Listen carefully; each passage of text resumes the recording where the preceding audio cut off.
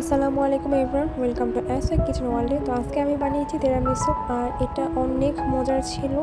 আর এটা খাওয়ার পরে আপনি কেক খাওয়া ভুলে যাবেন। আর এটা বানানো খুবই সহজ, চলুন দেখুন রেসিপিটা। তো এই জন্য প্রথমে আমি এখানে 2 লিটার দুধ নিয়েছি, যেহেতু আমি এটা বেশি পরিমাণে বানাবো। টেস্ট বাড়ানোর জন্য এখানে আমি হাফ কাপ গুঁড়া দুধ দিয়ে দিয়েছি। যখন দুধটা বলক চলে আসবে তখন আমি এখানে 2 চামচের মতো হোয়াইট ভিনেগার দিয়ে দেবো দুধটাকে ফাটানোর জন্য।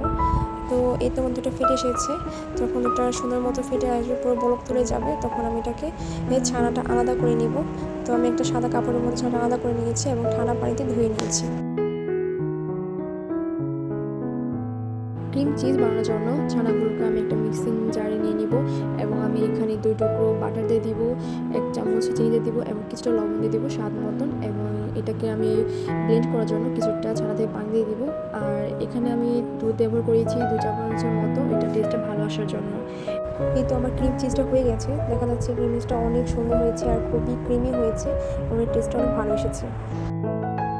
মিক্সিং জারে আমি এখন হুইপ ক্রিম নিয়ে এটাকে বিট করে নিব। এটা বিট হয়ে গেলে আমি কিন্তু ডানো স্টাইলাইজার ক্রিমটা নিয়ে একটু বিট করে নিব। এরপরে আমি এখানে ক্রিম চিজটা যেটা বানিয়ে রেখেছিলাম ওটা পুরোটা দিয়ে দিব। আমি এটা আগের দিন বানিয়ে রেখেছিলাম, এটা পরের দিন ইউজ করতেছি।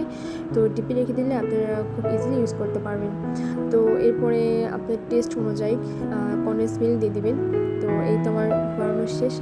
এরপরে আমি কফি পাউডার গুলিয়ে নিয়েছি, পাশে রেখে দিয়েছি। আর যেটাতে আমি সার্ভ করবো একটা সার্ভিং বোল নিয়ে ওখানে আমি প্রথমে ক্রিমগুলো পুরোটাকে রিপ করে দেন আমি বিস্কিট নিয়ে কফির মধ্যে ডিপ করে আমি লেয়ার করে দেব।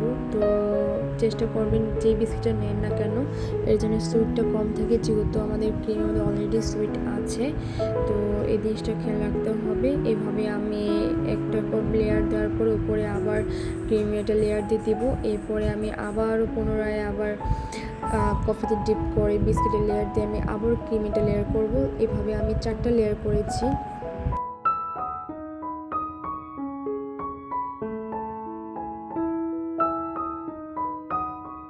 এখানে আমি এক এক লেয়ারে এক এক বিস্কিট দিয়েছি। আপনাদের পছন্দ অনুযায়ী আপনারা যে বিস্কিট খেতে পছন্দ করেন আপনারা সেই বিস্কিটটাই দিতে পারবেন, কোনো সমস্যা নেই।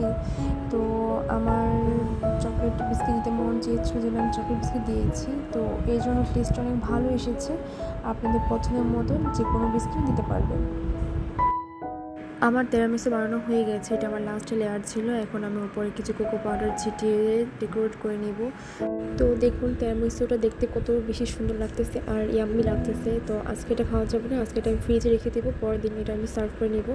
তো এই যে আমি পরের দিন এটা বের করে নিয়েছি ফ্রিজ থেকে। এখন আমি এটাকে একটু কাট করে নিয়ে তারপরে একটা বাটিতে সার্ভ করে নিব। তো দেখতে খুবই লোভনীয় লাগছে আর খেতেও অনেক বেশি মজার ছিল। প্রথম বাইট নেওয়ার সাথে সাথে আমার কাছে অনেক বেশি ভালো লেগেছে। আশা করি আপনাদের কাছে অনেক বেশি ভালো লাগবে।